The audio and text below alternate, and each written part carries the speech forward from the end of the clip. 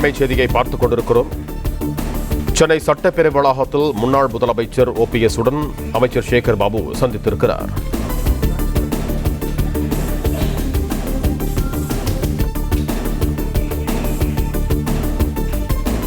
சென்னை சட்டப்பேரவை வளாகத்தில் உள்ள சபாநாயகர் அறையில் OPS, சேகர் பாபு ஆகியோர் சந்தித்திருக்கிறார்கள்.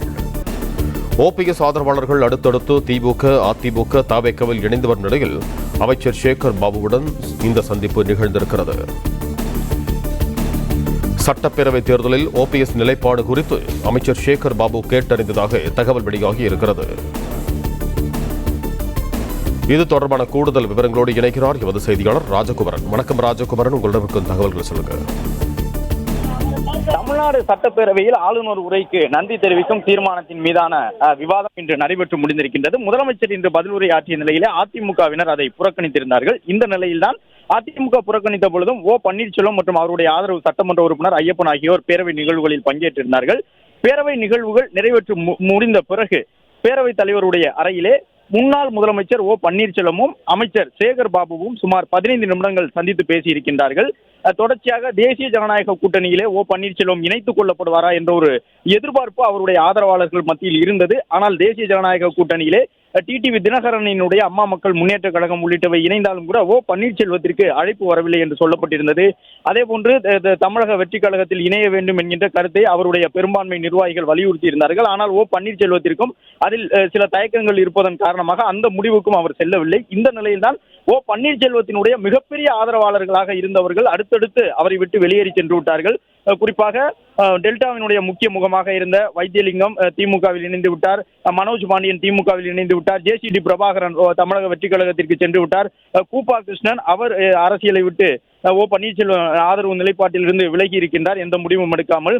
அதுபோன்று மேலும் சில மாவட்ட செயலாளர்கள் பன்னீர்செல்வத்தோடு இருந்தவர்கள் எல்லாம் அரசியலை விட்டு விலகுகின்றோம் என்ற ஒரு கருத்தை சொல்லிவிட்டார்கள். இந்த நிலையில் தான் பன்னீர்செல்வம் என்ன முடிவெடுக்கப் போகின்றார், திமுக ஆதரவு நிலைப்பாட்டை அவர் எடுக்கக்கூடுமோ என்கின்ற ஒரு கருத்து அரசியல் களத்தில் பரவலாக முன்வைக்கப்பட்டு வரக்கூடிய நிலையில் தான் இந்த சந்திப்பு நடந்திருக்கின்றது. 15 நிமிடம் இருவரும் சந்தித்து பேசி இருக்கின்றார்கள்.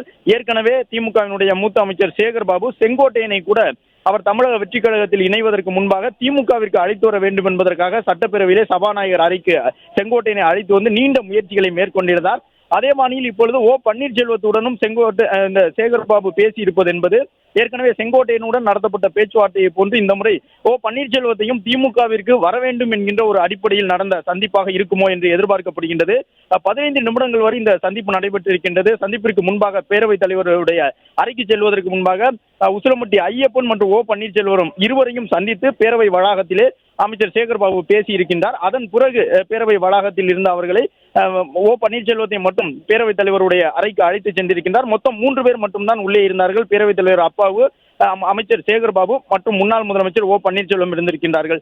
எனவே இந்த சந்திப்பின் மூலமாக முன்னாள் முதலமைச்சர் பன்னீர்செல்வம் திமுகவிற்கு வர வேண்டும் என்கின்ற ஒரு அழைப்பு அமைச்சர் சேகர் பாபுவிடம் இருந்து சென்றிருக்கும் என்பது எதிர்பார்க்கப்படுகின்றது. அந்த அழைப்பை அவர் ஏற்றுக்கொள்வாரா பன்னீர்செல்வம் என்பது மிக முக்கியமான ஒரு கேள்வியாக இருக்கின்றது. ஏனென்றால் பன்னீர்செல்வத்தினுடைய ஆதரவாளர்கள் நிறைய பேர் திமுகவிற்கு சென்று விட்டார்கள். இந்த நிலையில் பன்னீர்செல்வம் எடுக்கக்கூடிய நிலைப்பாடு என்னவாக இருக்கும் என்பது மிக முக்கியமான கேள்வியாக இருக்கின்றது. பன்னீர்செல்வத்தோடு இணைந்து செயல்படுவோம் என்று சொன்ன டிடிவி தினகரனும் எடப்பாடி பழனிசாமி தலைமையிலான அந்த கூட்டணியை ஏற்றுக்கொண்டு இனி நாங்கள் அண்ணன் தம்பியாக செயல்படுவோம் என்று சொல்லி பன்னீர்செல்வத்தை தனித்து விட்டு டிடிவி தினகரன் அதிமுக ஆதரவு நிலைப்பாடோடு கூட்டணிக்கு சென்று விட்டார் என்று கருத்து முன்வைக்கப்பட்டு வருகின்றது.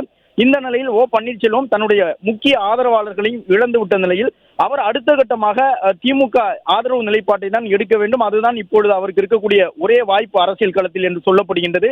இந்த சூழ்நிலையில் தான் இந்த 15 நிமிட சந்திப்பு நடைபெற்றிருக்கின்றது.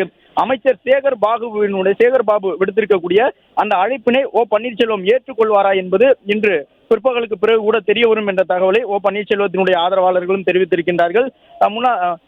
முன்னாள் முதலமைச்சர் பன்னீர்செல்வத்தை பொறுத்தவரை சேகர் பாபுவினுடைய அழைப்பை ஏற்றுக்கொண்டு சபாநாயகர் அறைக்கு சென்றிருக்கின்றார். 15 நிமிடம் பேசியிருக்கின்றார். எனவே அடுத்த கட்டமாக தன்னுடைய முடிவை விரைவில் வெளியிடுவதாக அமைச்சர் சேகர் பாபுவிடம் சொல்லிவிட்டு பன்னீர்செல்வம் சென்றிருக்கின்றார் என்ற தகவலையும் அவருடைய ஆதரவாளர்கள் தெரிவித்துள்ளனர்.